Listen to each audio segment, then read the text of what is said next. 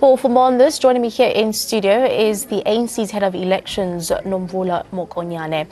Very good afternoon to you. Thank you very much for your time here on Express Lunch. Good afternoon and thanks for the invitation.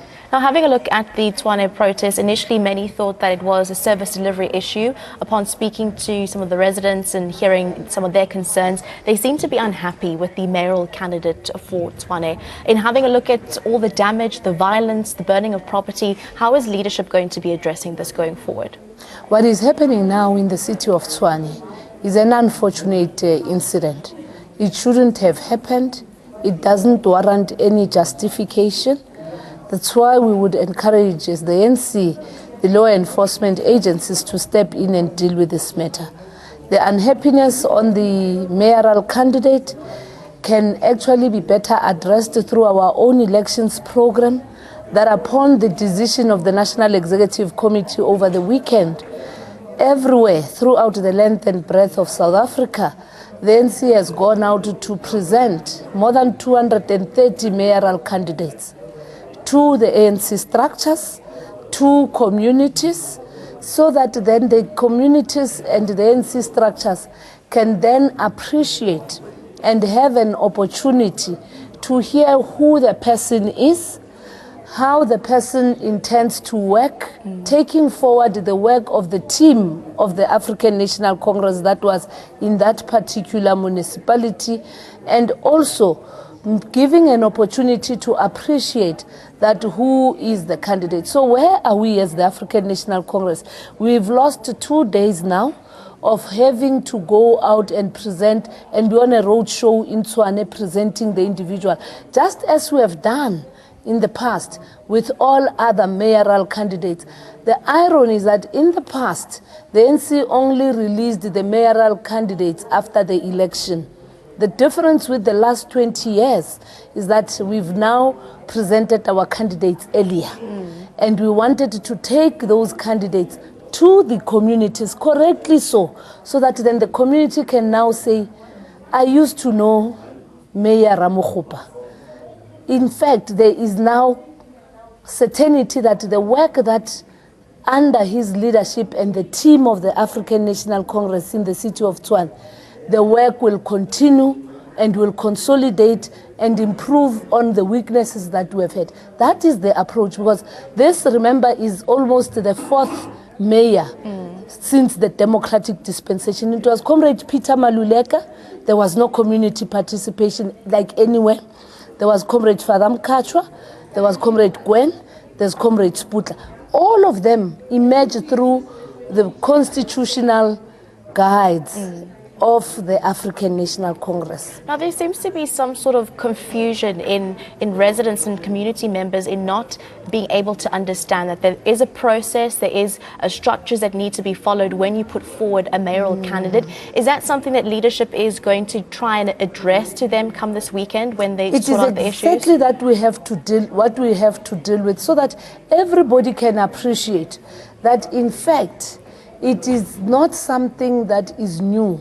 There has been interventions in other situations before, like in the city of Nelson Mandela Bay in Mpumalanga, where the National Executive Committee had to come in. This one was a decision of the PEC brought to the NEC, and we now have to go and give to members of the NEC. We urge those who are members and supporters to give the African National Congress an opportunity to present Comrade Togo to the communities, so that then you can then better understand. And by the way, she is a member of a branch in Ward 6 in Tuan.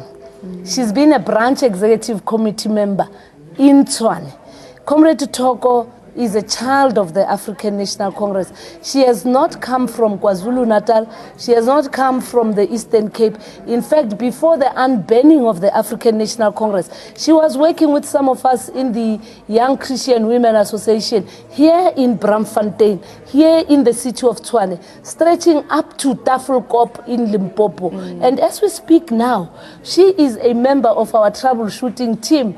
She's based in Limpopo, doing ANC work without her being able to speak Shangaan or Tsonga, but being able to pronounce what is the task and depend on the team that she's working with. Now let's have a look at the violence. In having a listen to what some of the community members are saying, they're saying they feel that they are so out of touch with leadership in municipal areas going up towards the national structures, that they feel that violence is the only way they are heard. Violence, destruction of property. I mean, we saw that a couple of weeks ago there with those all those schools being torched in Limpopo, and some of the residents also saying that that's the only way we feel that a government at the levels that we want to be heard at are going to listen to us. That's why we're saying members of the ANC in the branch and in the zone must go out, take out those guidelines. Let's go and explain to people how the ANC makes a determination of deployment and urge people, including members of the ANC who are not happy, to then wait for the right opportunity, which is the policy conference. If there is a need to review any policy or a constitutional amendment, that then can go into the national conference for adoption. The task at hand now is to go out, share with the people of Tshwane the success of the work we have done over the last 20 years of local government in Tshwane, and the work that we intend to do moving forward in the coming 5 years from 2016 to 2021. Now, we know elections are around the corner. August 3rd is the set date. You also mentioned now that the ANC has lost 2 days in electioneering and campaigning. We've also heard complaints in Tshwane. We've also heard complaints there from the EFF and the DA also saying that they want the ANC leadership to also sort out the issues so that they can also get along with their electioneering and campaigning. What are some of your concerns with this? It's about agent provocateurs, criminals who are around there, and members of the ANC who will actually find it opportune to use violence for whatever reason. It is not permissible in the movement, and hence we're urging police to deal with this matter as an act of criminality. It's actually economic sabotage, the loss of those buses, the loss of lives. It's un-ANC. It's un-ANC. That must be condemned, and we keep on condemning it. There must be calm restored, and those who are arrested and are behind this kind of violence must also be arrested, because I think we must never be seen to be indecisive. And as for us in the ANC, we will continue to speak in one voice, as we have seen now Comrade Sputla and Comrade Mapiti going all out, saying not in our name. Let's have a look at how would you describe the SAPS enforcement and their involvement in situations such as this? It's an act of criminality, this one. It's not political. Nowhere in the ANC does our program or campaign say, if you are not satisfied, ban a school. It is an act of criminality. These are public utilities that must be protected. Nowhere must you attack an ambulance, because imagine if there's casualty in the course of this and you have attacked ambulances. Where will our people be assisted? Let's retain calm in the area. Let members of the African National Congress, as we are busy doing now on the ground, and we'll be meeting later this afternoon, both the region, the province and national, to then again intensify our own massive invasion of Tshwane, to talk to the membership, to talk to the voters, and to interact with the different sectors and make them to understand. But remind people about the ANC processes. This is not the first time. What are some of the concerns? What other contingency plans are going to be put in so that leadership can be more proactive than reactive, rather than waiting for, the drama to unfold before then putting in other contingencies, putting in SAPS officials, or wanting to understand what the problems are grassroots level? You wouldn't have expected. There's no leader who would have expected that there will be this kind of a reaction, because this is not the only place where a sitting mayor is not coming back. And where's a sitting mayor who's not even bitter or aggrieved?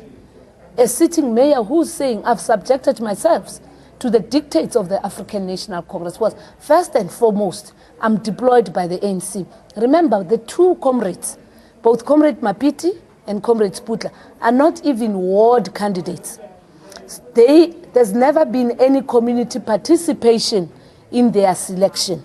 They are selected through the party.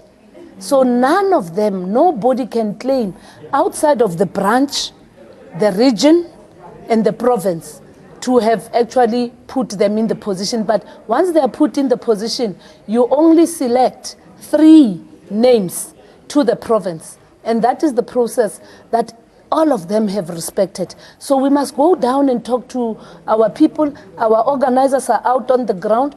We will want to go in there, but indeed, we must make sure that there's calm so that then people don't get attacked. We were there at the event center on Sunday with the national leadership. We were faced with serious and very bad experiences. I'm not long in the ANC, but I've never seen this kind of disrespect against the leadership and the use of alcohol in an ANC meeting like I saw on Sunday. I'm going to ask you to hold it there. We are having news that is just coming in with regards to the Tshwane protest. Well, according to reports, shops in Attridgeville are now also being looted. Shops like Techie Town and Total Sports have also been affected. The driver of a truck has also been beaten up by protesters and he is now currently in hospital. The driver was on his way delivering bread in Attridgeville. It seems as though the hooligans and thugs have now started taking advantage of the volatile situation in the region, and locals are saying that not everyone involved in the protests is a genuine ANC member.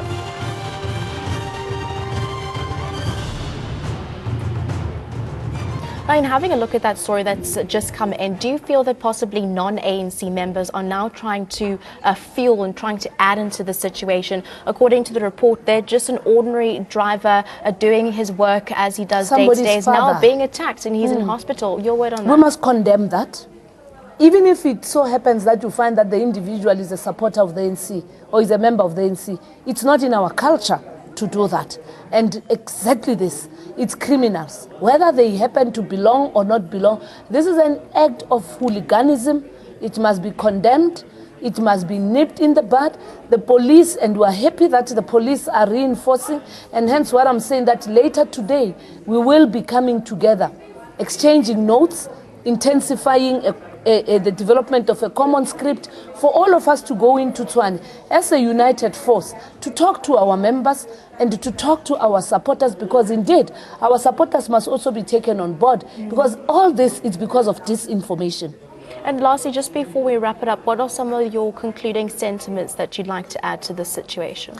Once the ANC get into the space, it is the members of the ANC first who will appreciate that they have a capable candidate in the person of Comrade Talk. Secondly, what will unite the African National Congress is the work of canvassing voters in Tshwane to come out in their numbers and vote. The ANC has registered 9,328 candidates for local government, 234 mayoral candidates. And we have made sure that there's a representation of women, young people, retention of 60% of those who have been in local government. I think we can move beyond this. We're worried about the extent of violence in these elections, both internally and outside of the ANC. This is not the culture. It must be condemned, and those in the ANC who are found to have transgressed the constitution of the ANC, the ANC will deal with them harshly.